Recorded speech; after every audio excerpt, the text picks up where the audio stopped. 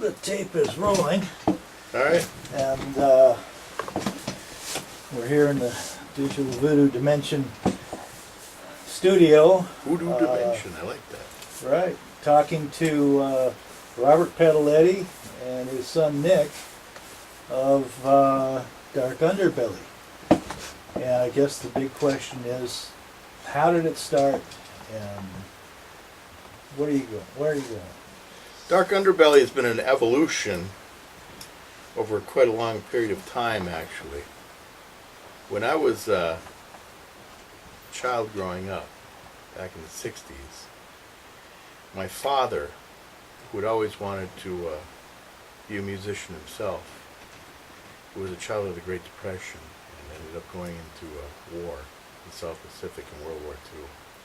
So he didn't follow up with that, but he wanted to be a singer, and he was a very good singer, actually.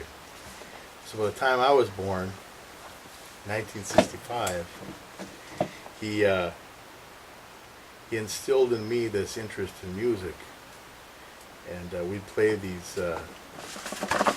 records that he got from working at a radio station, and we'd act them out and sing very vicariously in the house.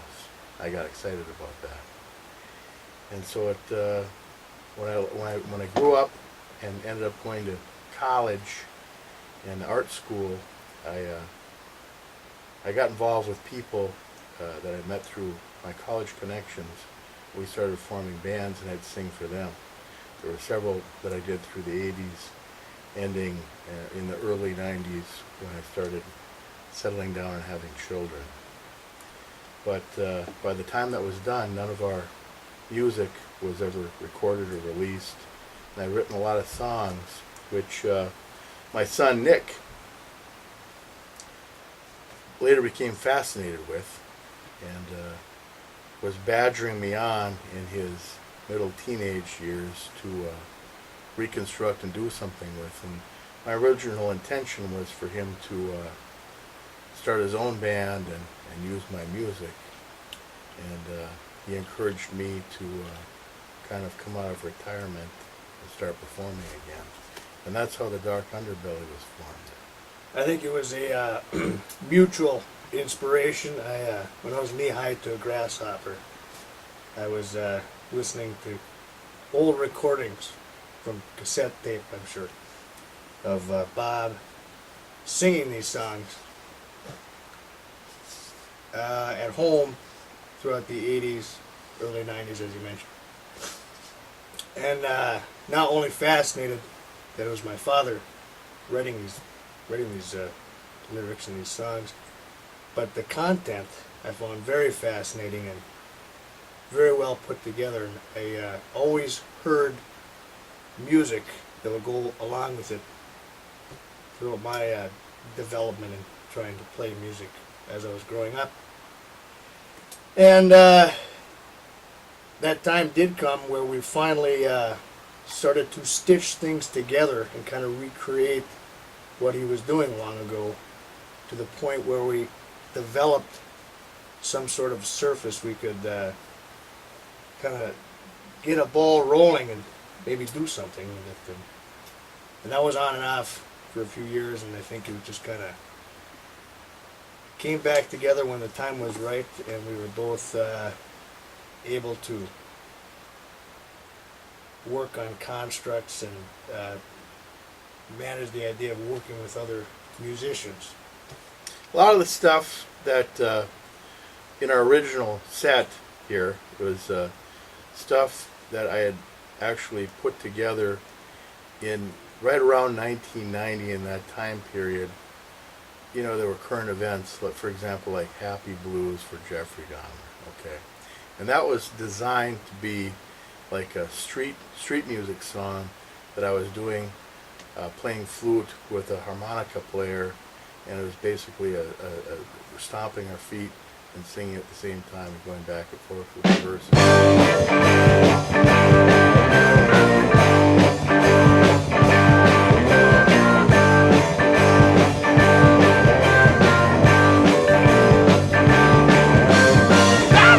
Walking out of the boy, cutting up bodies in the hell of a door.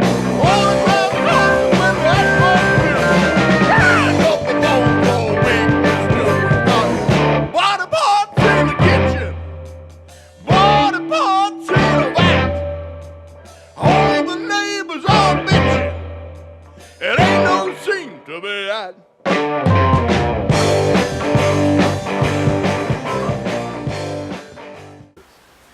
But what Nick had done with a lot of this old material, like that one, and Judy Garland is Dead, which is another one of our songs on the album we're creating that we use in our set. Nick recreated the actual rhythm lines for it on the bass guitar, which is his kind of his forte, as well as being a drummer. And we were able to actually structure these things out in a way where they were better than I could have ever imagined, and make perfect sense now, and certainly are.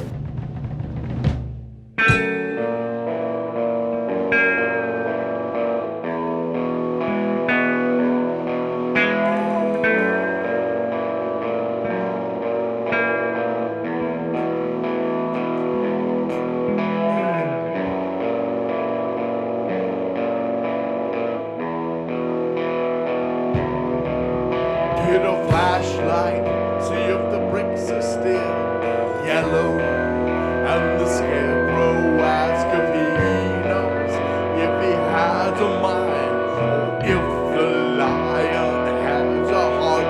But don't stop till you get there, 'cause the wicked witch of Oz wanted she signed a contract, and she gets a kickback in Grand Rapids. Judy Garland is dead.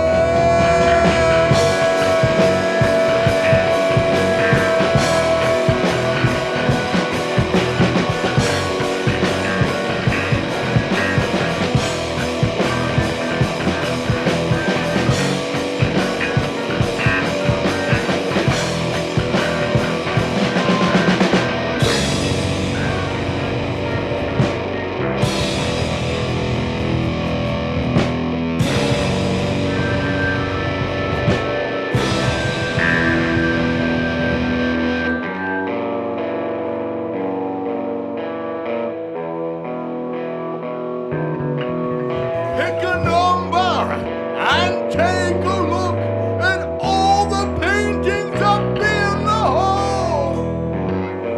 The little people know where it's at, and the Tin Man's got it in his heart. But that is too late for the little girl. She OD'd in a cyclone. Goodbye to Toto and all of her friends. Judy Garland is dead.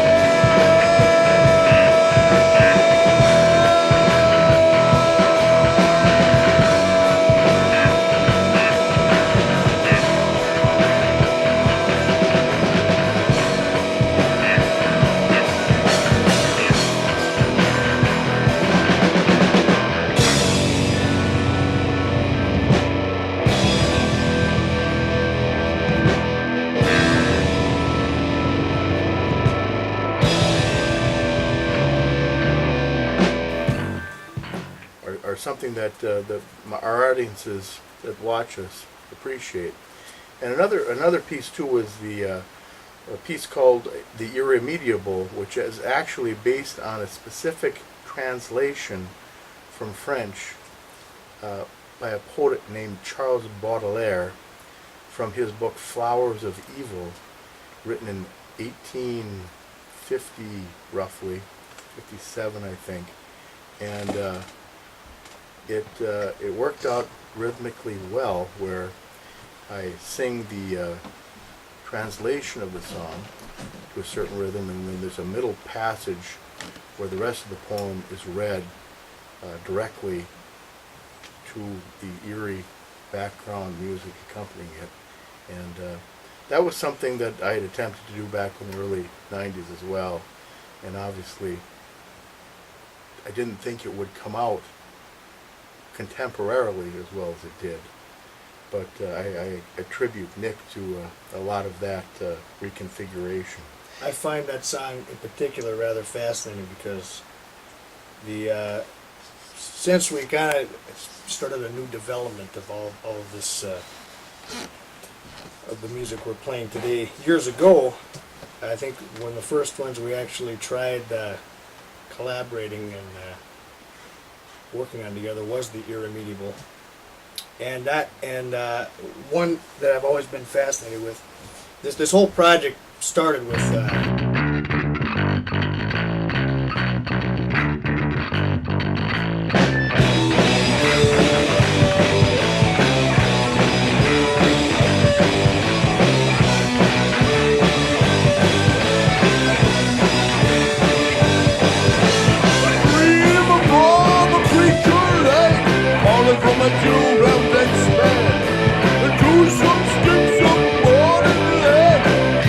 From heaven to penetrate an angel right, a wonderful refrain to look upon the poem deep. The best nightmares go to trial as swimmers struggle in the waves and battling anguish, fierce and slow against gigantic whirlpools that swimming go on like a minor pool, pirouetting in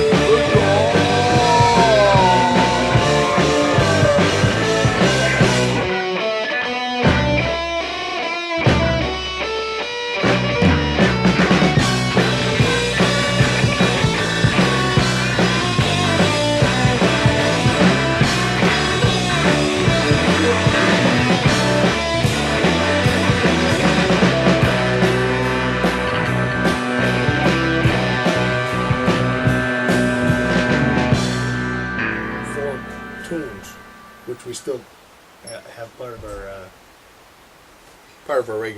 our regular routine today, and the other one in particular would be Original Sin. I think it's fascinating how the song, the construct of the song, kind of bases itself around on history, repeats itself.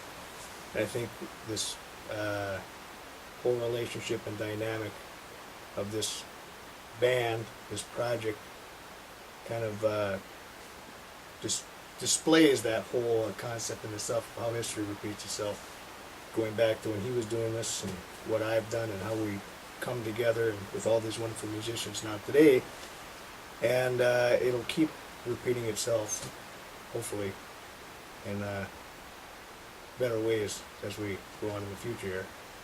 The actual concept for Original Sin came from the book Billy Budd by Herman Melville, and that's why I just reread the book. I read constantly, and I reread that particular book at the time.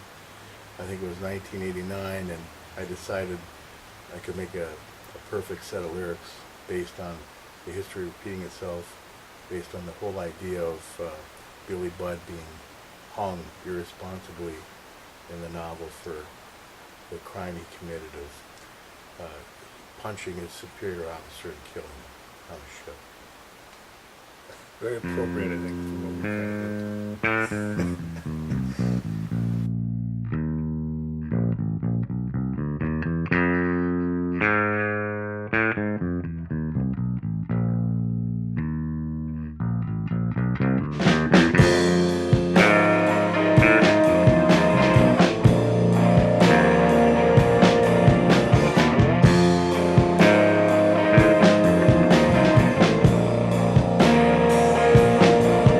the absence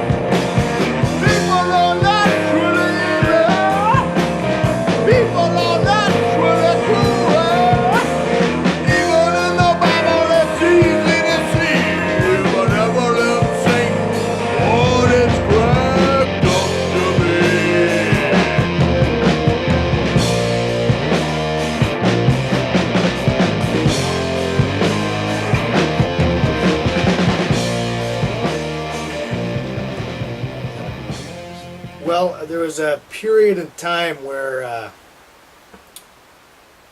I was trying to write my own music and doing my own kind of solo stuff, and I was living out of town, and I'd talk to him. We'd stay in touch daily on the telephone, and I'd write music and I'd record it and I'd send it to him. He would write the lyrics, and we'd come up with themes like that, and we just correspond like that, and that's how we'd write songs together at that time. For example, on the record, The Ape was one of those examples, and It was a dream. it was a dream. It was a dream. He called me up in the morning. I woke up on a bed, allegedly the same bed that Abraham Lincoln had died in, the same model of bed. And there was a hole in the wall when I woke up, and I wasn't quite sure if it was me that punched that hole, but I had an elaborate dream. And if you listen to the song, maybe the lyrics will tell you all about it. But I called him up and told him about it. 3 hours later, he had wrote some lyrics to it, and we wrote a song. And Yeah. it was interesting dynamic at the time of how we were kind of still trying to, accomplish that goal of writing music together. And we did, and here we are today, and kind of redeveloping all these ideas we've had for years. I love that chorus line. He forgot to feed the ape. Forgot to feed the ape. Yeah, Yeah, that's that was we're not quite sure what it means, but that was like it's subliminal, I'm sure. yeah. There's nothing sexual about that guarantee. Wow, two boys and a girl.